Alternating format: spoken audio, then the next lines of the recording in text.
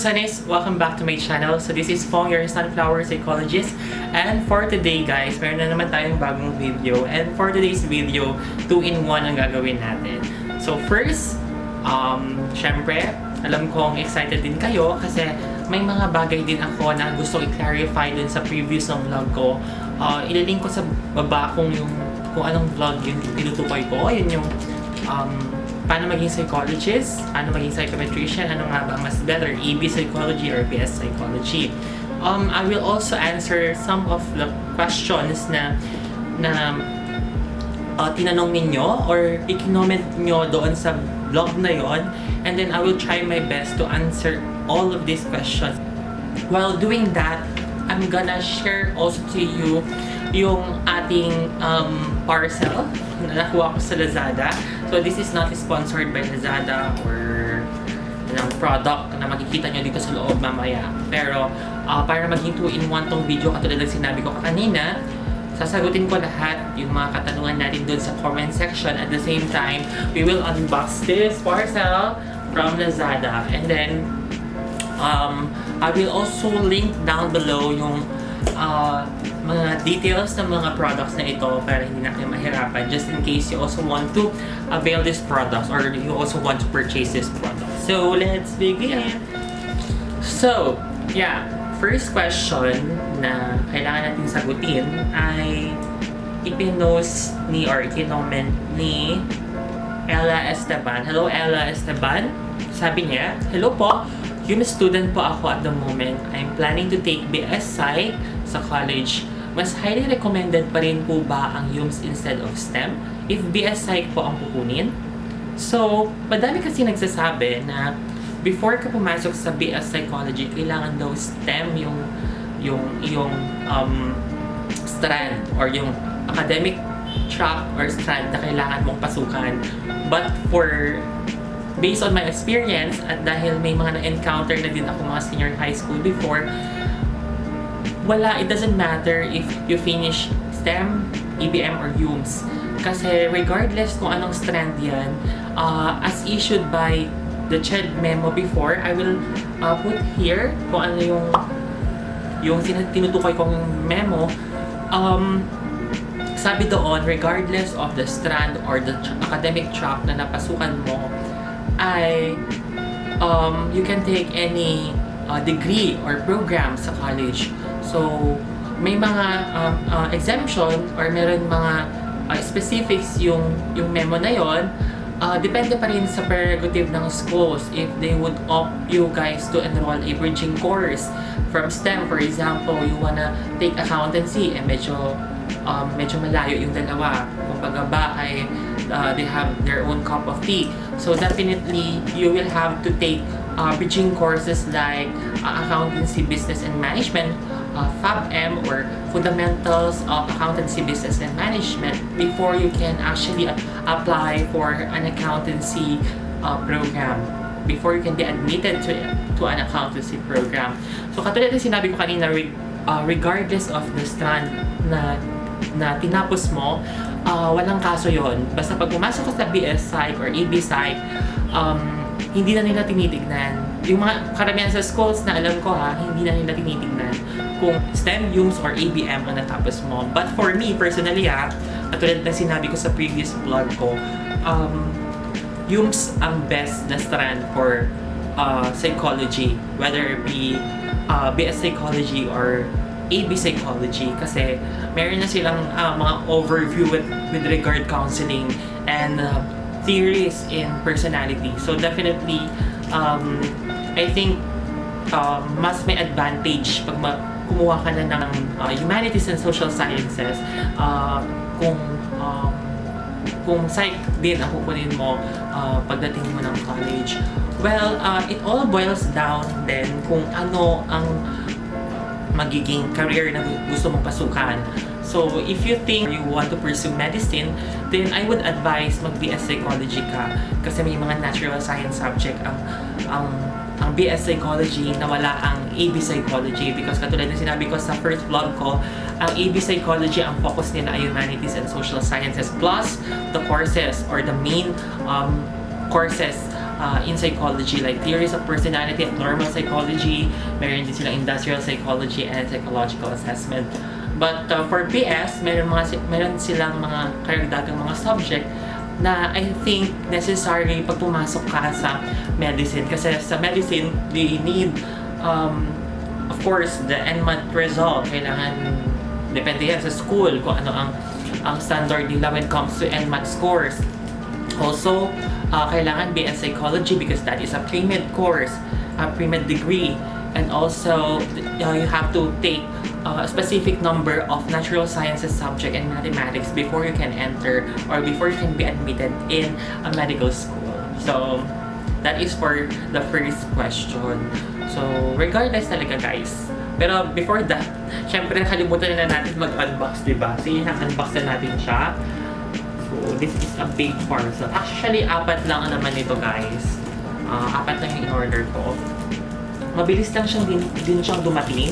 Actually, parang around kahit pa naka-ECQ and GCQ before, ngayon ko pa na kasi siya i-open. Bango guys na-order ko siya dumating yung package 3 days after ko siya in-order online. So, I think very fast yung kanilang shipping. So, yeah. Masaya ako dahil ganun na nga. So, this is from, of course, Procter & Gamble. So, dahil Procter & Gamble ang pinag-uusapan natin, guys, ngayon kasi COVID, syempre gusto natin malinis tayo lagi. We wanna ensure na malayo tayo sa mga sakit, ganyan. So, what I did is that hindi naman ako nag-hoard, nag-take lang ako ng chance na bumili ng mga ng madami na mga safeguard products na different variants. So, unahin na natin yung bagong-bago nilang product. Ito yun. So, this is Berries and Pearl. This is Safeguard Gentle Micellar Face and Body Cleanser. Berries. So, ito siya. Guys. Ito. So, this is 720 ml. And for this, it retails about 339 pesos para dito. Bago I'll try this one. Katulad na sinabi ko kanina, gusto ko kasi yung feeling na malinis tayo. Parang feel ko kasi pagka-safeguard yung gamit ko. Just to tell you guys, hindi ito sponsored, pero sinishare ko lang yung point of view ko pagka-safeguard kasi yung ginagamit ko, parang feel ko malinis sa katawan. Parang it gives me that confidence na this product will protect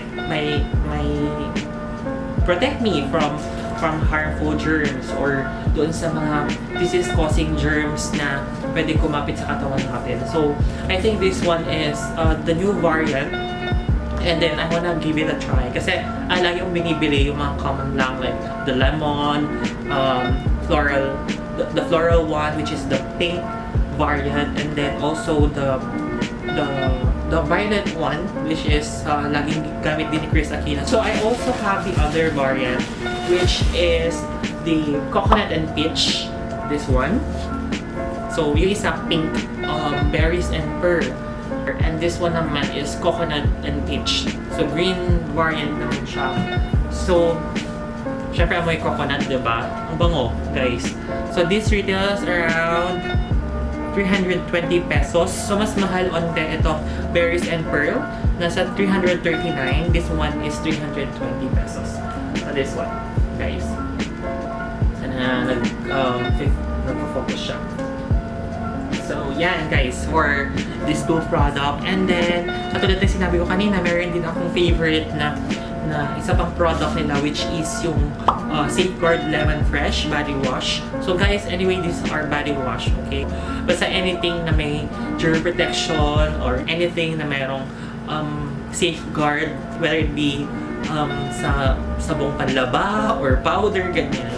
Tinatry ko yung best kong maghanap talaga sa groceries ng mga ganong basta may nakasulat na safe word, because I think it gives me some sort of confidence na malinis yung katawan mo, and then it will wash away all the dirt sa katawan.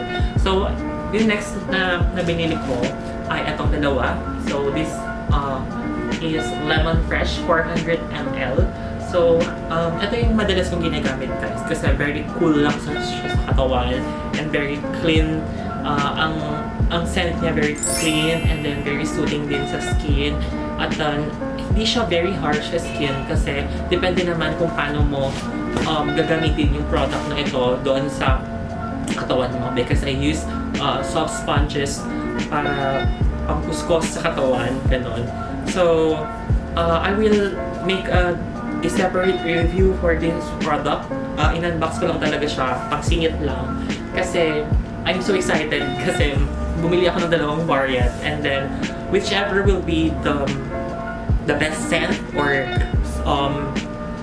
may I say yung best na variant na sa tingin ko ay okay sa skin ko, depende sa scent, ay yun na yung kailangan bibilhin ko, aside from my usual holy grails, which are the lemon fresh variant ng Safeguard. So whichever will be, I will make a review about these two products. So this is for my unboxing sa Lazada, and then we continue na, guys, with our question and answer. Second one na tanong ng isa sa mga nag-comment doon sa aking vlog ay eto. Glad I found your channel. He just enrolled under the program of psychology. I wonder, anong subject po ang dapat expect under BS Psych? Salamat. So actually, guys, meron tayong ililink ko sa baba yung CHED Memorandum. Meron silang bagong curriculum, which is under sa CHED Memorandum Order number 34 series of 2017. So nandun lahat yung mga policies and standards for undergraduate programs. Pagka-click nyo dyan, guys, makikita nyo dito yung nirelease nilang memo, and dun sa memo nakapaloob doon yung mga subjects na ina-expect natin for both AD and BS Psychology. And I think malaki ang pagbabago from the previous curriculum sa bagong curriculum ngayon, kasi naka-base na siya sa bago nating program, which is the K-12 program. So may mga subject dito na nabawas, meron din mga subjects na naidagdag.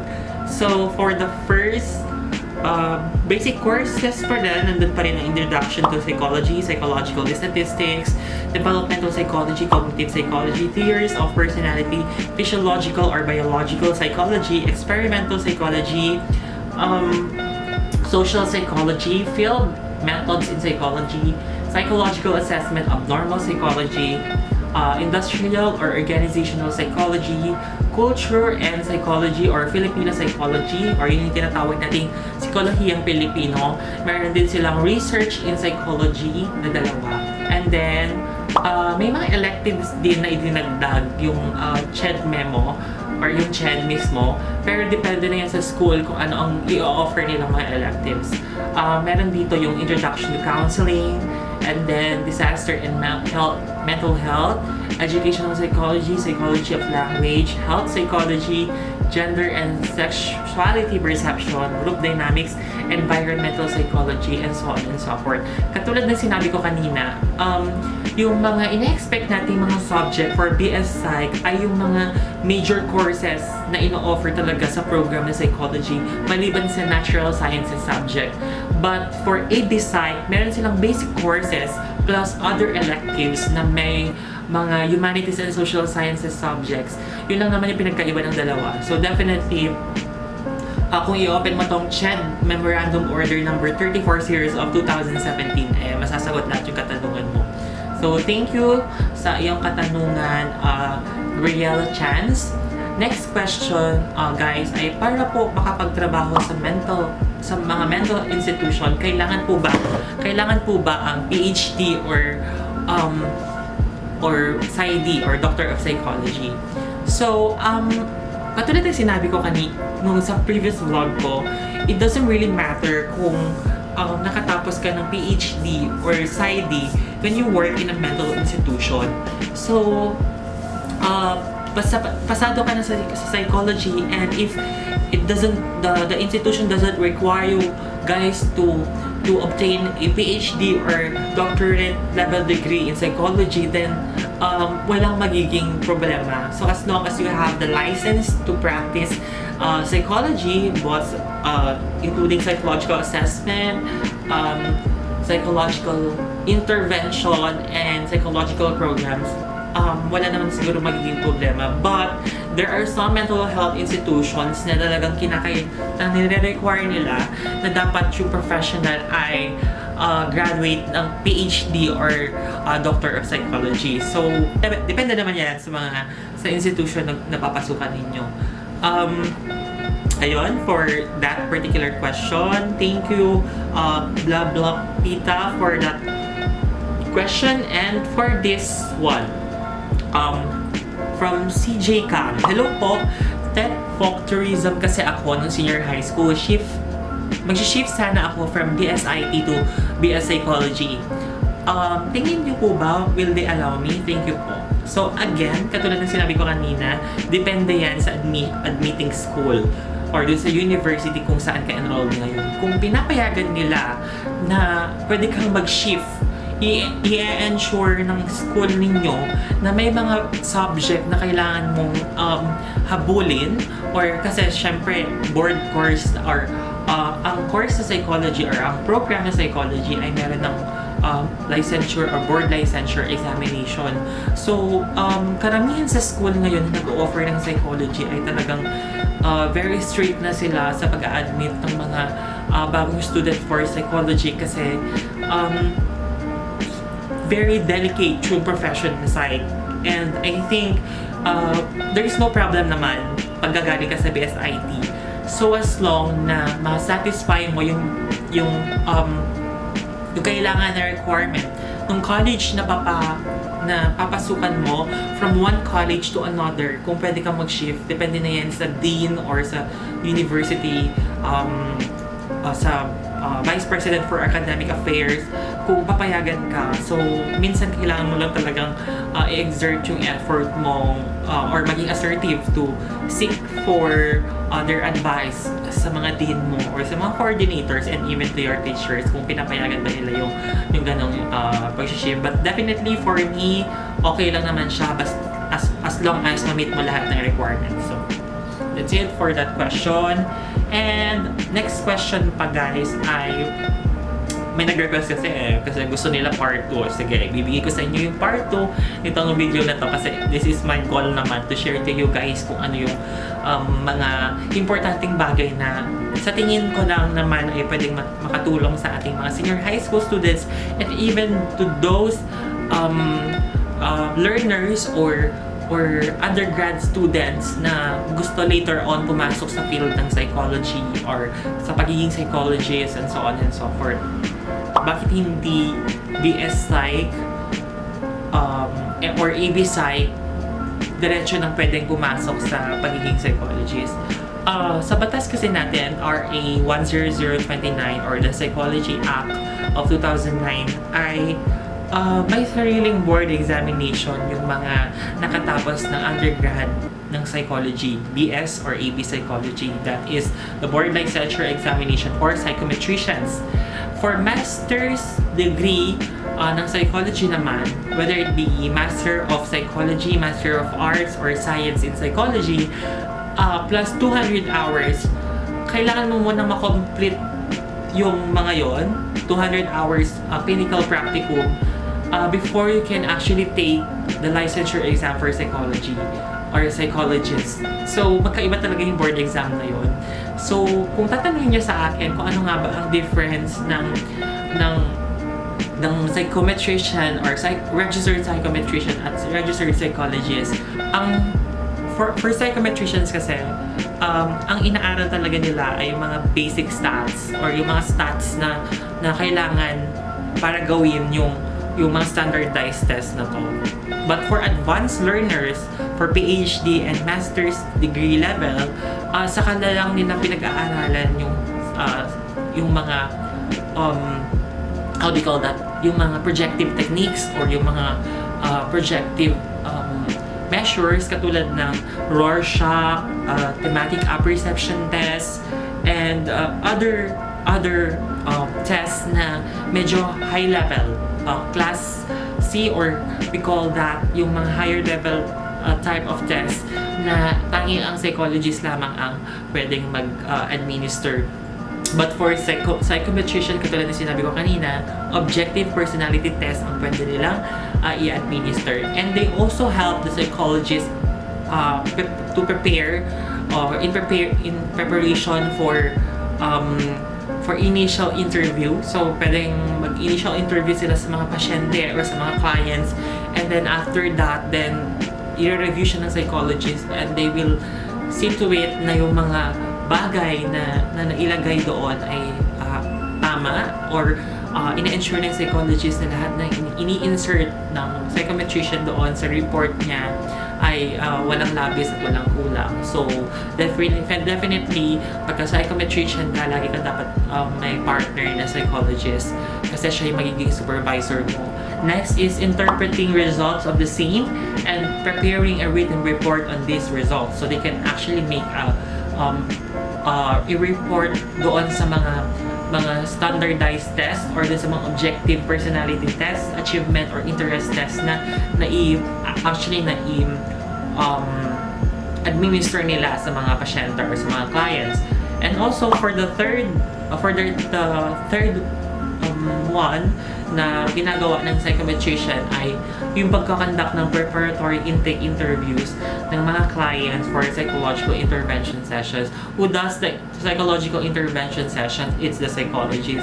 But who prepares for the intake interview? Sino nag-i-intake interview? Pwedeng yung psychometrician. But for in-depth counseling and in-depth psychotherapeutic sessions, the psychologist may come in and then he or she will be the one responsible in the treatment process. So definitely in this field, guys, according sa 10029 or Republic Act 10029, talagang nagpo-partner ang psychologist and psychometrician when it comes to the delivery of our psychological services. So lahat ng servisyo namin ay may partner ka dapat na psychometrician lagi. So, next question naman na I think importante din ay itong tanong ni Miss Whitlip. Sabi niya dito ay paano ba yung magiging track pagka gusto mong maging clinical psychologist? To be honest, guys, medyo mahaba-haba yon. So I think it will take a large part of this vlog ngayon. Pero I will try my best to answer that. To be a clinical psychologist, you really have to have the patience. Ikaw dapat yung tao na walang sawang gustong aralin yung field ng clinical psychology. Kasi pag sinabi natin clinical psychology ay very, delicate profession. Kasi ang clinical psychologist, nakafocus talaga sila sa pagtitreat and diagnosis ng mental illness or ng mga persons na may suspected mental health or psychological illness, mga ganon. So, ang mga pasyente or clients usually ng mga clinical psychologists ay yung mga ranging from normal to those people who have psychiatric, or from normal to those persons who are suffering from mental health issues. So, bago ka dumating sa part na yun, kailangan muna ng extensive training sa clinical psychology before you can enter that particular field, subfield in psychology. So definitely, katulad na sinabi ko sa previous vlog ko, after mo siguro RPsy or BSI, pwede ka na mag-take ng licensure exam for psychometrician. In preparatory siya kung gusto mo talagang pumasok sa pagiging clinical psychologist. So, mag-take ka ng licensure examination for psychometrician, you work in a clinic or in a clinical setting, pwede din sa mga rehabilitation centers. You can also apply in a mental health institution or tertiary hospitals na mayroong mga behavioral medicine department. Doon may practice yung mga principles or yung mga natutunan mo sa pagiging psychometrician or doon sa pagiging psychometrician mo. So while working there, you can actually opt to enroll for master's degree in psychology. So Master of Arts or Master of Science, walang kaso yan. Basta covered niya yung mga subjects na kailangan for licensure examination for psychologists. That includes, katulad na sinabi ko, lost vlog. That would include advanced psychological assessment, psychological counseling and psychotherapy, advanced abnormal psychology, and advanced theories of personality. Yung apat na yung subjects na yun yung magiging laman ng iyong licensure examination for psychologists.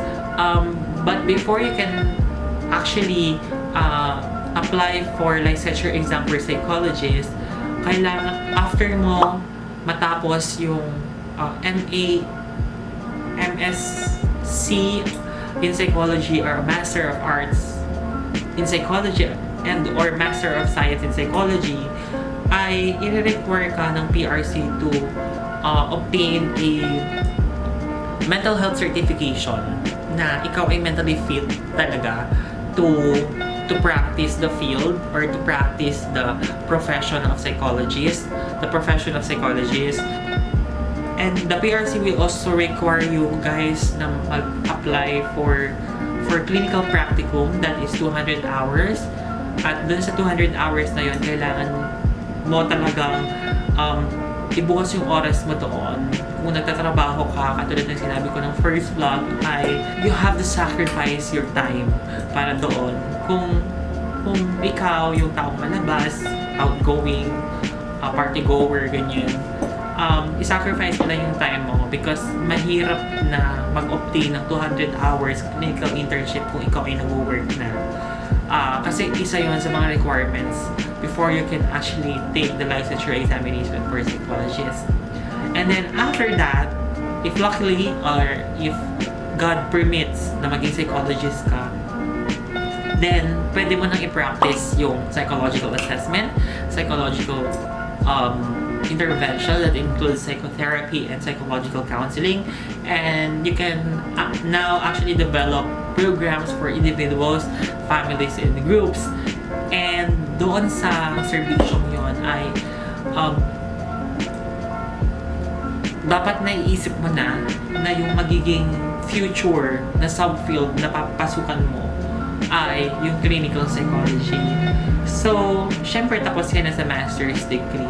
What would be the next thing to do? Then you have to enroll for a PhD in psychology or Doctor of Psychology. So, karamihan sa mga universities or schools sa Pilipinas, ang ino-offer talaga nila ay PhD in psychology. Pag PhD in psychology kasi balance ang research and practice. May mga schools na nag-offer ng generalist, pero kung i-check mo yung kanilang curriculum, nakafocus talaga siya sa clinical psychology. So lahat ng schools na nakita ko na nag-offer ng PhD Psych na walang specific specialization ay sa mga subject na nandoon, nakapaloob doon, curriculum nila ay naka-focus talaga sa clinical psychology. May mga schools naman na nag-o-offer ng PhD in psychology with specialization in clinical psychology in preparation for their certification or yung sinasabi ko ng first vlog ko na certificate of specialization.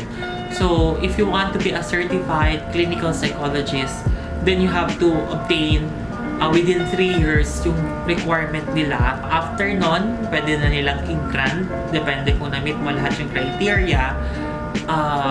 Kung pasok naman sa banga lahat ng iyong requirements and you satisfied all the the requirements needed by the Psychological Association of the Philippines for you to be granted with a certificate of specialization in clinical psychology, then congratulations, you will be now a clinical psychologist. You can now actually practice yung field ng clinical psychology. Sa clinical psychology kasi guys, madaming hinahandle ang mga clinical psychologists.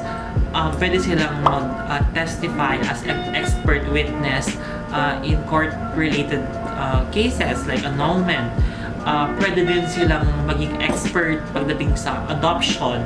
Pwede din sila for forensic psychology or yun sa mga investigations na nire-require ka ng court na mag-appear sa courtroom and then to check kung insane ba yung tao nung, for example, nagkaroon siya ng kaso or napagbintangan siya na may na-charge with murder or homicide, ganyan. Ine-ensure ng korte na magiging patas yung kanilang judgment sa akusado, and so the job of the clinical psychologist is to check if the person is insane. So may mga insanity pleas na nangyayari doon, and only I think the clinical psychologists are the ones na may kapasidad na gumawa nun. And other fields in psychology like counseling psychologists, and I think halos the same lang naman sila. Only that counseling psychology ay talaga nakafocus lang talaga siya sa psychological interventions like psychological counseling and psychotherapy for group individuals and families. So that's all for today, guys. For our next na vlog, I'll promise guys to share to you kung ano pa yung mga katanungan ninyo. I'm taking so much of your time, but of course guys, in as much na gusto kong sagutin yung mga katanungan nyo, I think hindi ko siya kayang ilagay lahat sa isang vlog lang. So para maging mas specific tayo sa ating magiging discussion in the near future, I will try my best na gawing specific lang yung magiging topic natin. Ito kasi question and answer lang tayo. Also, thank you pala sa lahat ng nag-subscribe sa aking channel. Doon sa hindi pa nakaka-subscribe and kung first time mo man itong mapanood, don't forget guys to please subscribe to my channel.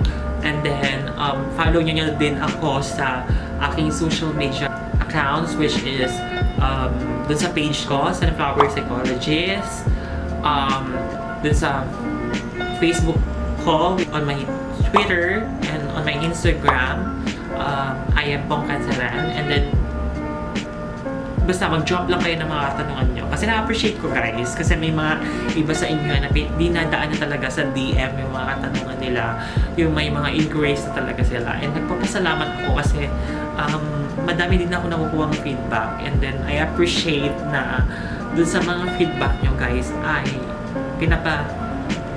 parang nakakagaan lang sa loob na may natutulungan akong tao when it comes to their career, kasi isa din talaga sa goal ko sa buhay ay makapag-provide din ng mga importante mga impormasyon tungkol sa course or sa program na psychology, particularly na din dun sa mga senior high schools na medyo gulong-gulo pa, sa mga undergrad na gusto maging psychologist in the near future, and so on and so forth.